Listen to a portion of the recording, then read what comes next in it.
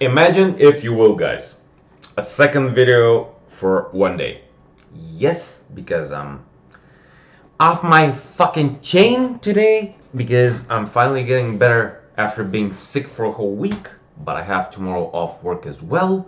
And I said I'm gonna be doing videos and uploading them every weekend, but today is feeling I'm feeling kind of chatty and kind of pissed that I have to wait for 24 hours for YouTube to unlock the live stream option.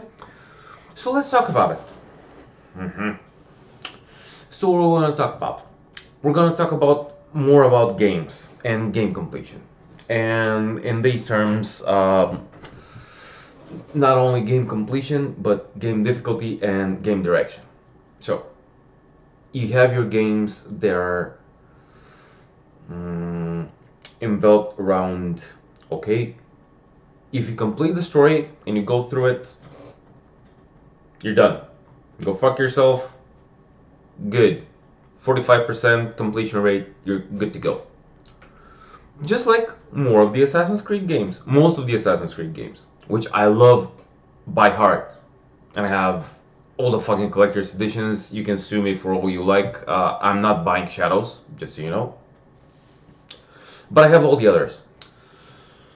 That being said, what I don't like about those is that they make you not only beg for it, but you only have to be not only have to be synced for it, but just like for example other Ubisoft games. I'm sorry I'm going all over Ubisoft right now, but it's just behind the release of not behind the release of, but it's just around the release of Shadows and how it's been going on, and I hope it doesn't release at all. Hopefully, Jesus Christ. Anyway, so just like The Division, for example, The Division was another game that I pre-purchased on Click. Just like I saw this, I needed this. I have the watch, I have everything, I have the backpack, I'm fully loaded. I can go ahead and do a skirmish or whatever with all the gear that I have from the Division sets and everything else. But again, it's all about the grind. Now, there's a grind and there's a grind.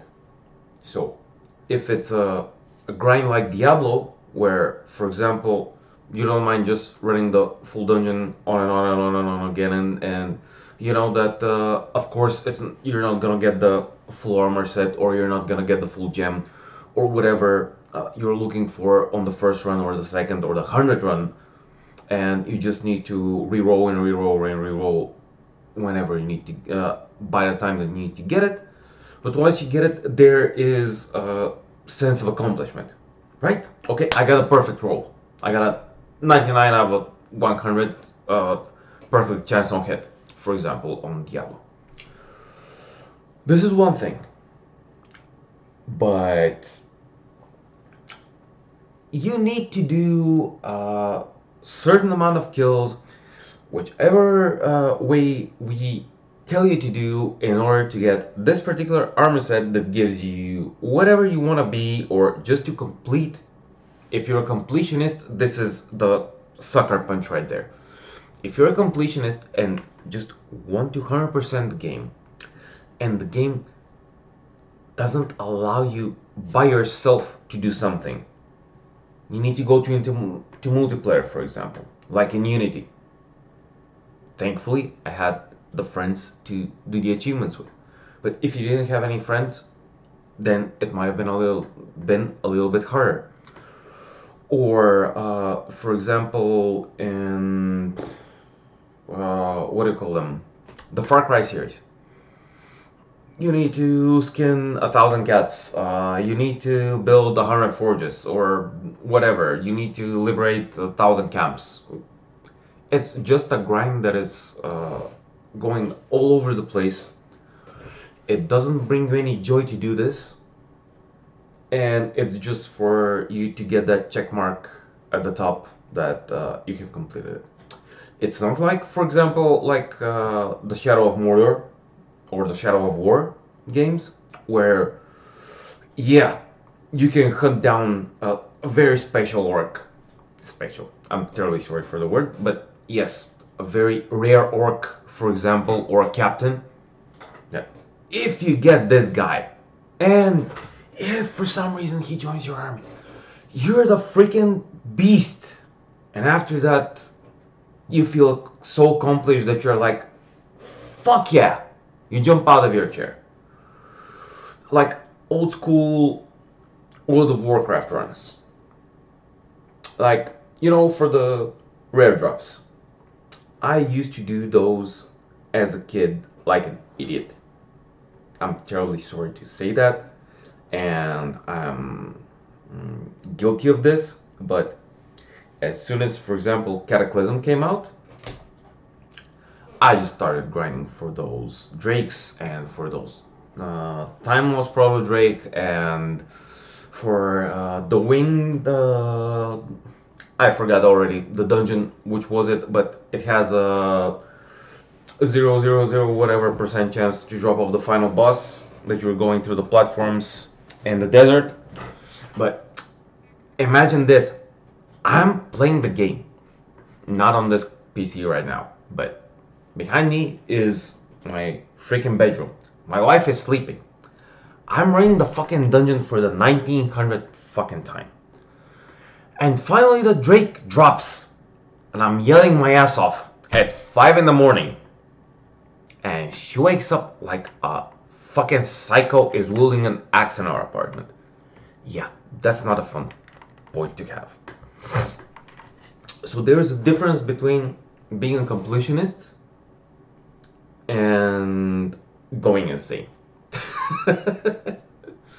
I know I'm just blabbering at this point, but I'm just saying that there are games that I love completing 100%, and then there are the ones that are just worth playing through and through, like from point A to point B, which B being the end.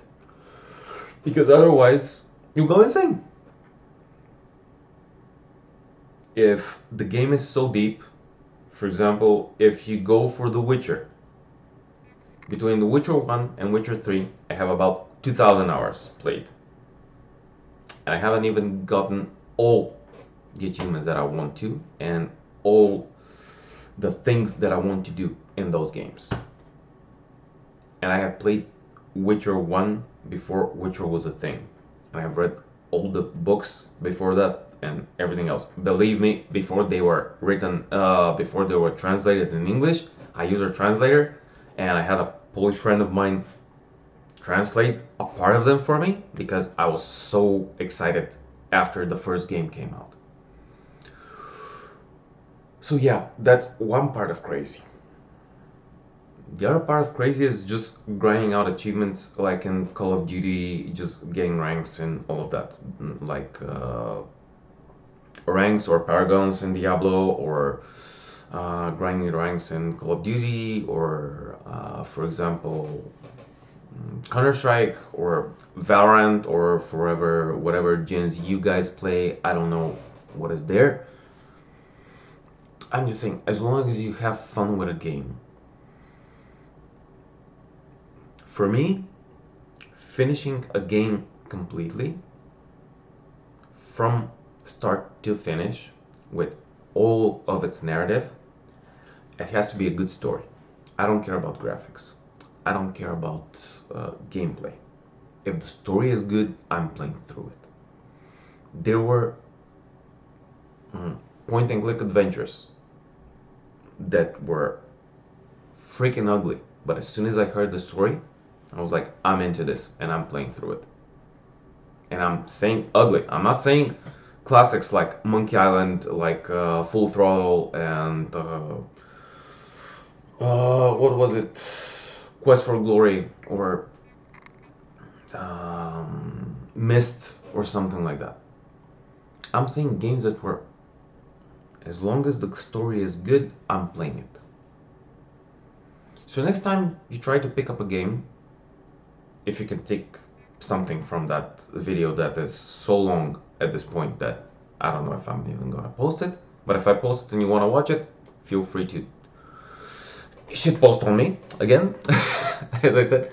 But if you can take anything from me from this one, it would be whenever you pick up a game, listen to the narrative at first. Don't skip any dialogue. Don't skip any tutorials. Read through the narrative. Read through the starting scenes. If it is to your liking and it is a game style that you like, doesn't mean if it's an RPG, if it's a point and click, if it's a FPS, if it's a strategy game, as long as the story captivates you, then go for it. It doesn't matter how bad the gameplay might be after that. If you like the story, I'm sure you will enjoy the journey after that. And with that, again, I bid you farewell and good night, good afternoon, good evening, wherever you are in this freaking world. And hopefully I gave you another thing to rant about, and I'll see you in the next one.